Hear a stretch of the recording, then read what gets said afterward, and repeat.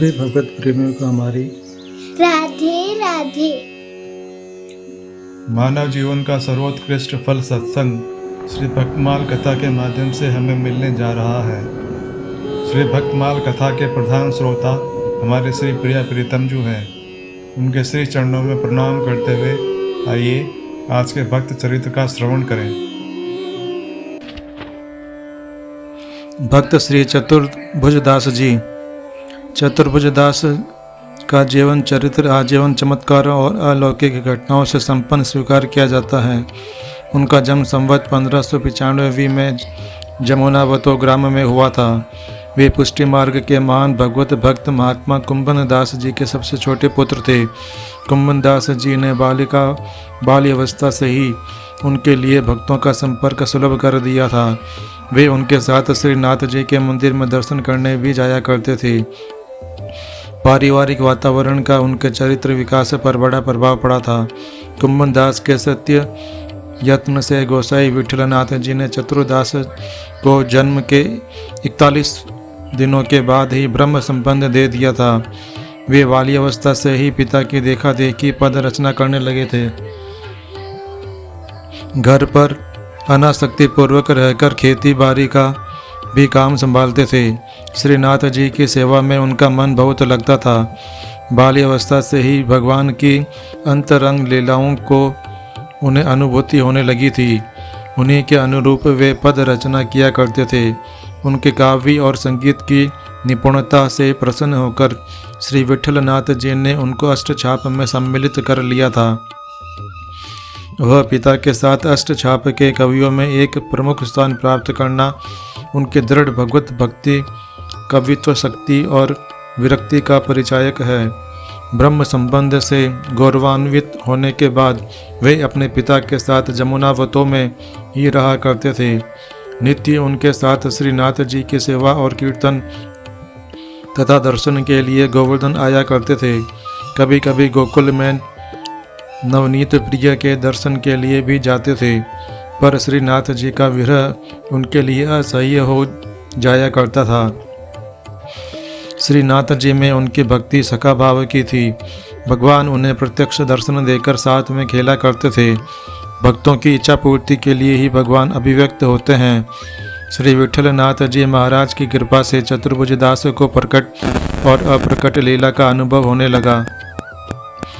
एक समय श्री गोसाई जी भगवान का श्रृंगार कर रहे थे, दर्पण दिखला रहे थे। चतुर्भुजदास जी रूप माधुरी का आस्वादन कर रहे थे। उनके अधरों की भारती मुस्करा उठी। सुबह सिंगार निरखी मोहन को, ले दर्पण कर पियही दिखावे। भक्त की वाणी का कंठ पूर्ण रूप से खुल चुका था। उनका मन भगवान के पादार विंद मकरंद के मद से उन्मत्त था। उनके नयनों ने विश्वास पूर्वक सौंदर्य का चित्र उरेहा। मायरी आज और काल और छिन छिन प्रति और भगवान के नित्य सौंदर्य में अभिवृद्धि की रेखाएं चमक उठी। भगवान का सौंदर्य तो क्षण क्षण में नवीनता से अलंकृत होता रहता है। यही तो उसका वैचित्र्य है। लीला दर्शन करने वाले को भगवान सदा नए नए ही लगते हैं। एक समय गोसाई विठलनाथ गोकुल में थे। गोसाई जी के पुत्रों ने परासोली में रास लीला की योजना की। उस समय श्री गोकुलनाथ जी ने चतुर्भुजदास से पद गाने का अनुरोध किया। चतुर्भुजदास तो रस सम्राट श्रीनाथ जी के सामने गाया करते थे। भक्त अपने भगवान के विरह में ही लीन थे। श्रीनाथ जी ने चतुर्भुजदास पर कृपा की। श्री गोकुलनाथ ने उनसे गाने के लिए फिर कहा और विश्वास दिलाया कि आपके पद को भगवान प्रकट रूप से सुनेंगे। चतुर्भुजदास ने पद गाना प्रारंभ किया। भक्त गाए और भगवान प्रत्यक्ष न सुने, यह कैसे हो सकता है। उनकी यह दृढ़ प्रतिज्ञा है कि मेरे भक्त जहाँ गाते हैं वहाँ मैं उपस्थित रहता हूँ। भगवान प्रकट हो गए, पर उनके दर्शन केवल चतुर्भुजदास और श्री गोकुलनाथ को ही हो सके। गोकुलनाथ जी को विश्वास हो गया कि भगवान भक्तों के हाथ में किस तरह नाचा करते हैं।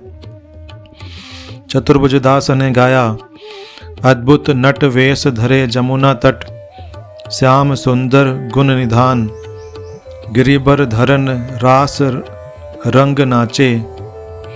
रात बढ़ती गई, देखने वालों के नैनों पर अतृप्ति की वारुणी चढ़ती गई। भक्त की प्रसन्नता और संतोष के लिए भगवान अपना विधान बदल दिया करते हैं। एक समय श्री विठलनाथ जी ने विदेश यात्रा की। उनके पुत्र श्री गिरिधर जी ने श्री नाथ जी को मथुरा में अपने निवास स्थान पर पधराया।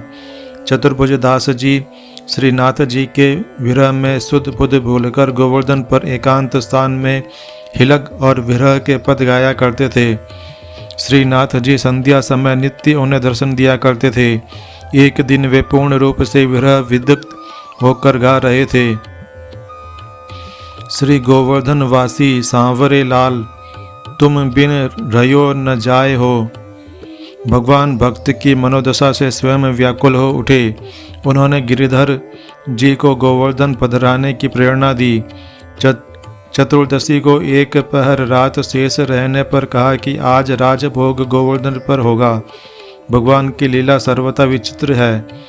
नरसिंह चतुर्दशी को वे गोवर्धन लाए गए।